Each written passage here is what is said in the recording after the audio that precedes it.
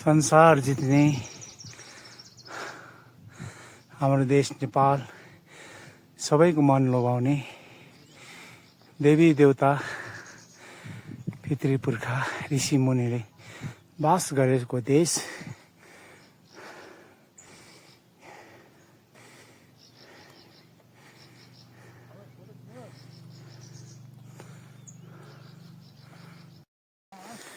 आज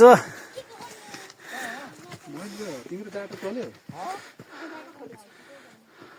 छ कि छैन पैसा चल्छ कि हेर ल। आज दाजु बहिनीको ट्रेकिङ चलिरहेछ है, एकदम ट्रेकिङ।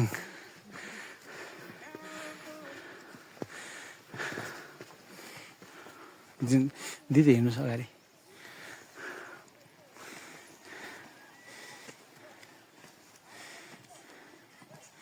सिर्मी सुनवार, त्यसपछि मनोज सुनवार।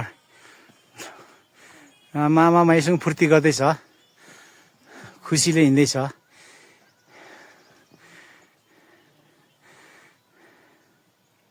ल हामी देउली डाँडा हिँड्दैछौँ।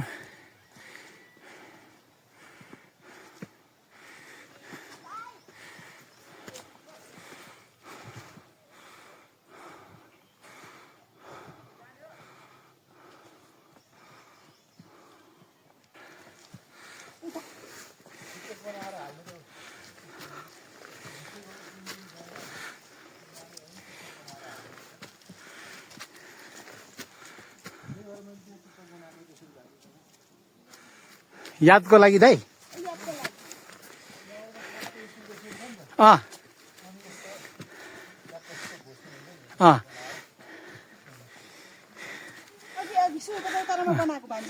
दाजु भाउजूले पनि यहाँ पहिला यो स्कुलहरूमा हेडमास्टर गर्नुभएको, यतातिरको स्कुलमा प्राथमिक होइन दिदी?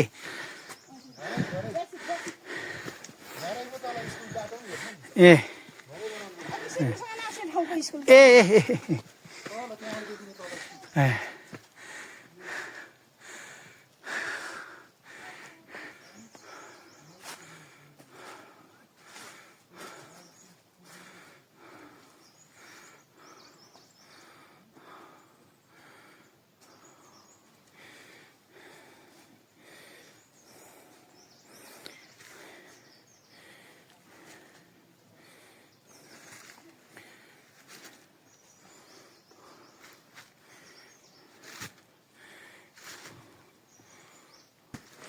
यो उकालो हिँड्दा हिँड्दै हाम्रो एउटा मान्यता छ, देवी देउराली भन्ने पुर्खाहरूले जानेर अथवा नजानेर हो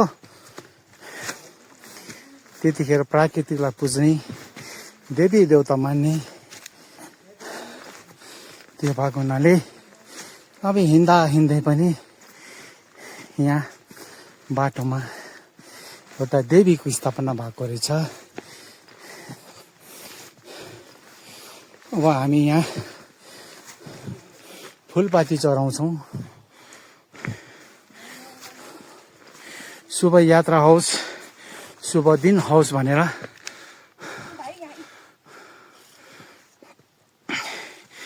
यसैलाई हामीले मान्छौँ। हे देवी हाम्रो रक्षा गर्नुहोस्, यात्रा शुभ होस्, सफल होस्।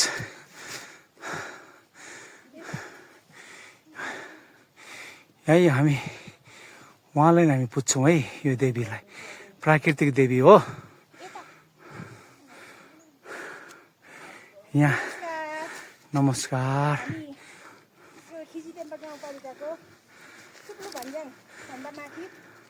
हामी खिचिडेन्डा गाउँपालिकाको सर्वोच्च शिखर 3350 मिटर हाइटमा रहेको थामथोले हुँदै हामी यो चुप्लु भन्ज्याङ देउलिङ हुँदै हामी थोले निस्किन आँटेको छौँ। अब थोलेभन्दा माथि हामी जस्ट 40 मिनट हिँडेपछि हामी यो हाम्रो गन्तव्य स्थल थोलेदेम्बाको शिखरमा पुग्नेछौँ। यहाँनिर चाहिँ हाम्रो यो थोलेदेम्बाको फेदीमा रहेको यो एउटा देउली चाहिँ माईलाई हामी यहाँ फुल चढाउँछौँ।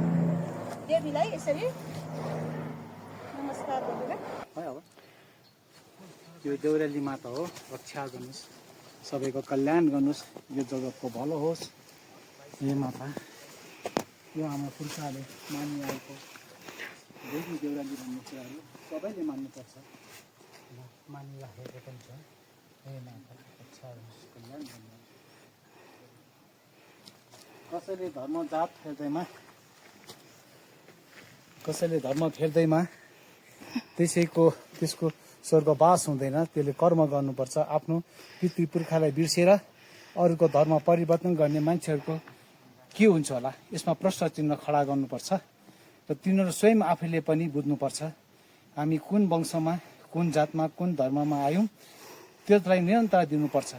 त्यही हो हाम्रो जन्मको कर्म नि त्यही हो, अरू के होइन। मान्छे लोभ लालचले, पैसाको लोभले हुन्छ अथवा के को लोभले हुन्छ, मान्छेले धर्म परिवर्तन गर्छ, जात परिवर्तन गर्छ, आफ्नो अवस्था परिवर्तन गर्छ। त्यसलाई सबैले विचार विमर्श गर्नुपर्छ। हामी कुन बाटोमा जाँदैछौँ, हाम्रो कुन अवस्था आउँदैछ भन्ने कुरा चाहिँ त्यो भएको हुनाले सदैव यो नेपाल भूमि हो, यो देवभूमि हो, यो पितृभूमि हो, यो शिव स्थान हो, शिवको वास स्थान हो। शिवले यो देशमा आफ्नो एउटा तपस्या भूमि बनाएको हो।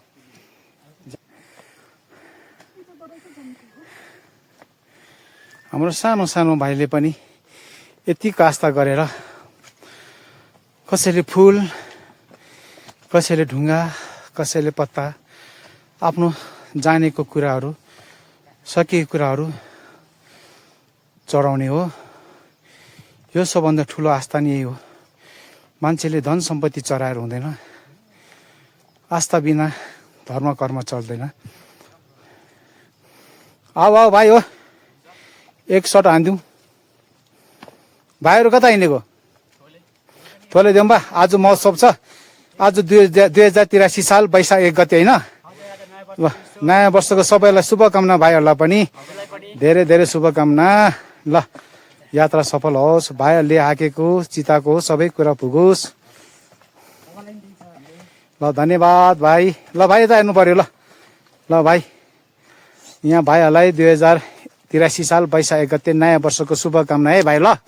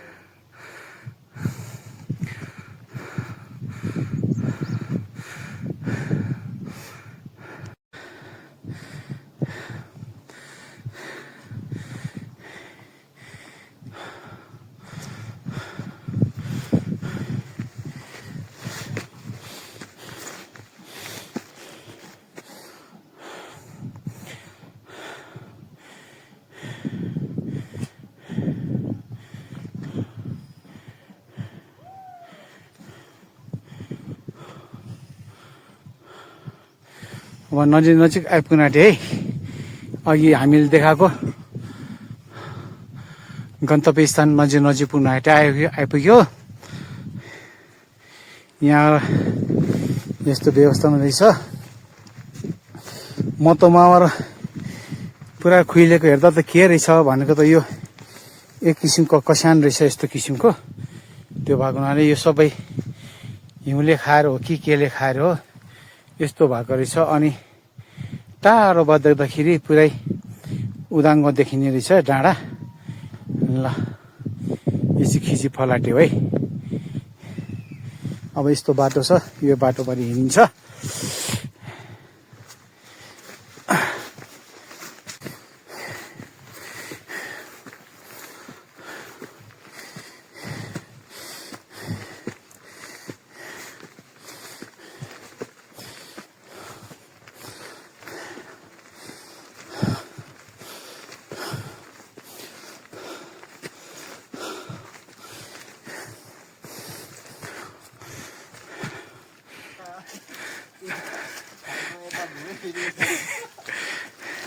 के हुन्छ रे खुट्टा दुखेर भनिदेऊ त कान्छौ बहिनी एकदिन देखाइदेऊ पानी सानी खानेहरू नखाने है अब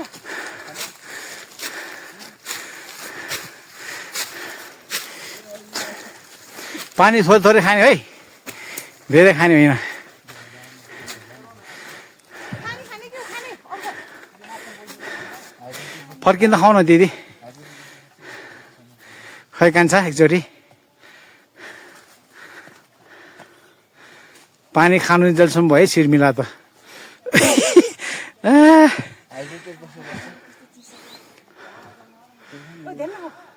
थोरै एक मुख मात्रै खाने हो नानी ऊ रातो गुराँस फेरि यता ऊ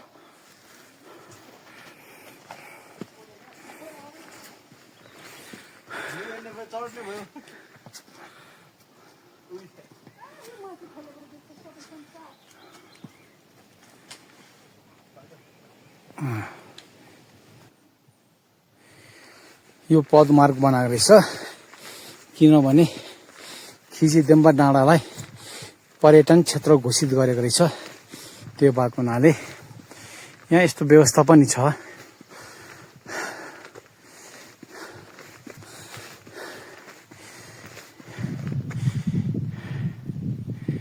त्यो पनि देखाउनु पर्छ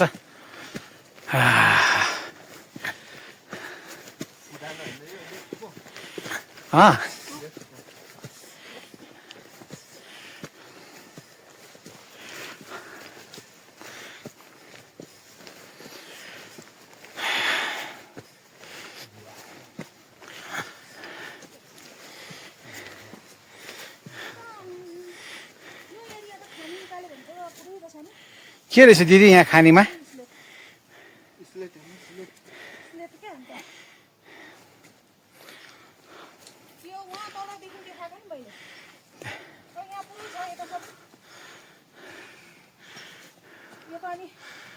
विदेशमा हो भने त यसले त कति पैसा आम्दानी गर्छ यसरी पुरिएर बसेको छ बाहिर निस्केर हामी भए पनि उपयोग छैन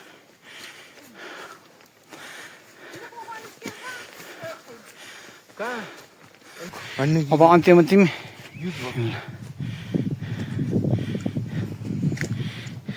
राजा मरेर गए यहाँ हरेक किसिमको तन्त्र आए तर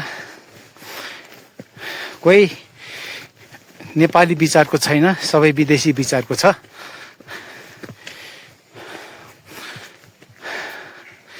अन्तिममा रहे मैले देखेको थिएँ यस्तो पर फलाटेबाट यहाँ चाहिँ यस्तो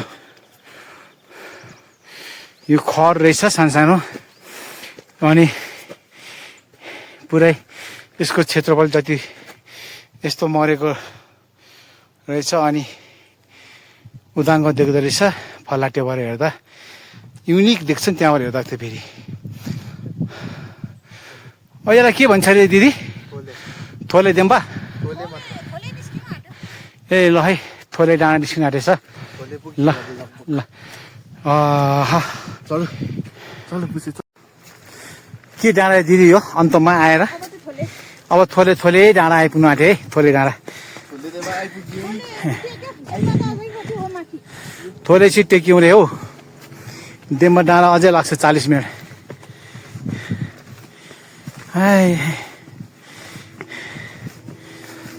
ल कति मजाको डाँडा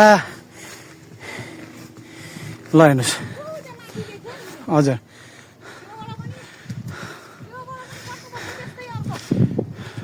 ल फ्ल्याग भएको ठाउँमा आज कार्यक्रम हुन्छ होइन कार्यक्रम त्यही गरेको छ नि अस्ति उद्घाटन गरेको छ त्यही गर्ने होला कार्यक्रम त यो टुप्पामा बोक्नु अझै लाग्छ है 15-20 मिनट यहाँ गुम्बा पनि छ यो चाहिँ थोले डेम्बा डाँडा हो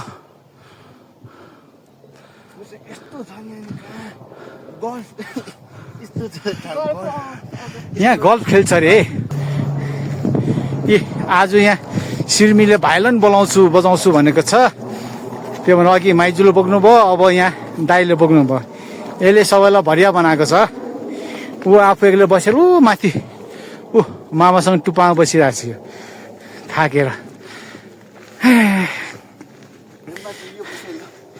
देम्बा छुयो अरे हौ मेरो भदै केटाले। थोले पनि छुयो, देम्बा पनि छुयो। वाह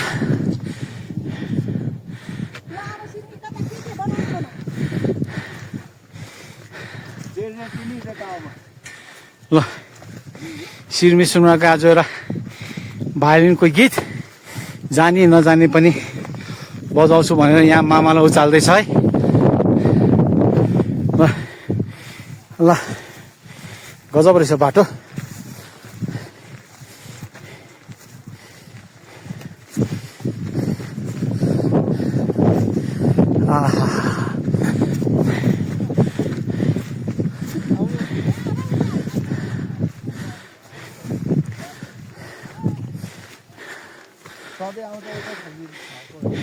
ओइ नानी यता हेर।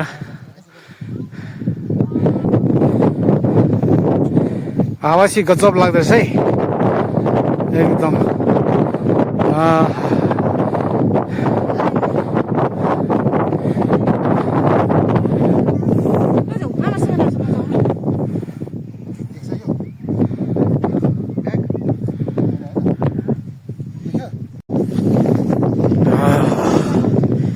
थोलेबाट हामी अब दिम्बा डाँडा जाँदैछौँ।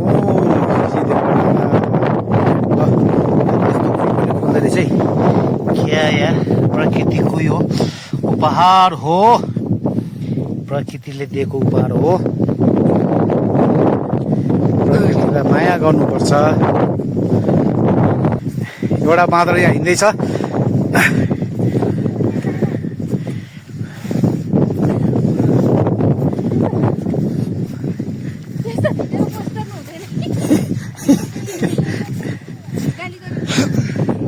कट हान्ने नि अडियो कट हान्नु मिल्छ नि त होइन?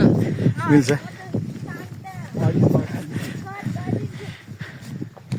ल कति मजाको डाँडा रहेछ है थोले देम्बा। ल हिँड्नु कान्छ हिँड्नु।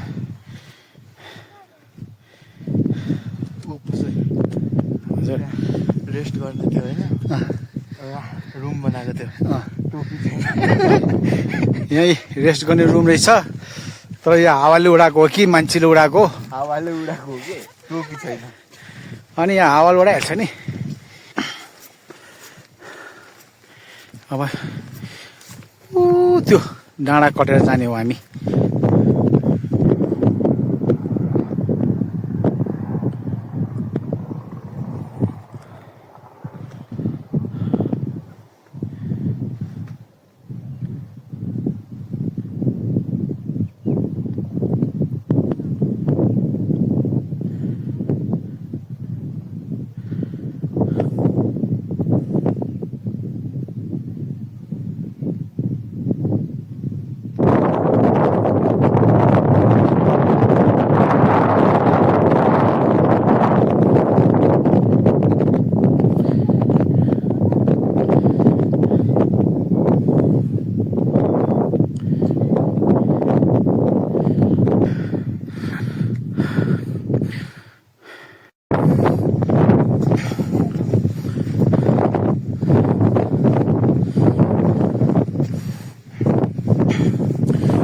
सिर्मी लुगा लाउने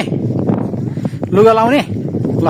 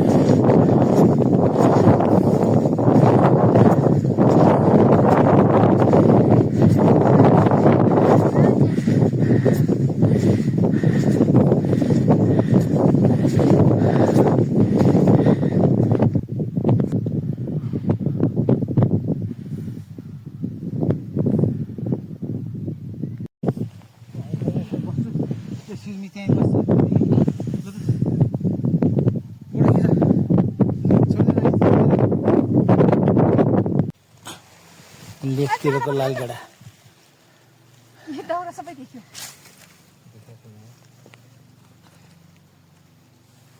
केरा मम कालो थुप्रा कालो छ अहिले त आमा छोराको त्यो डाँडा देख्यो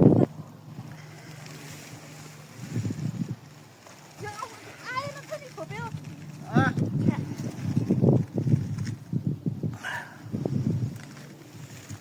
उसले एउटा हात दिनु त नि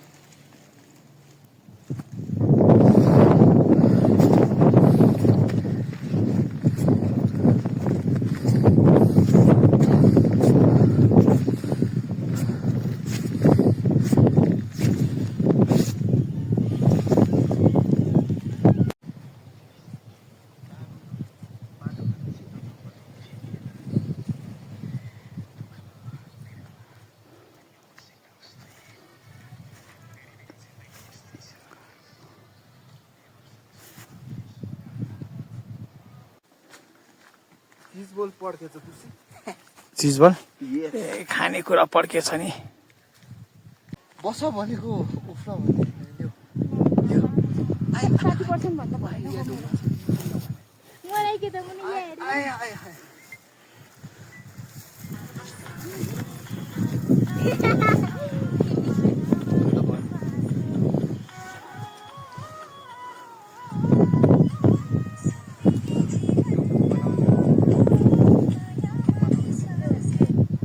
टिकटक के टिकटक ई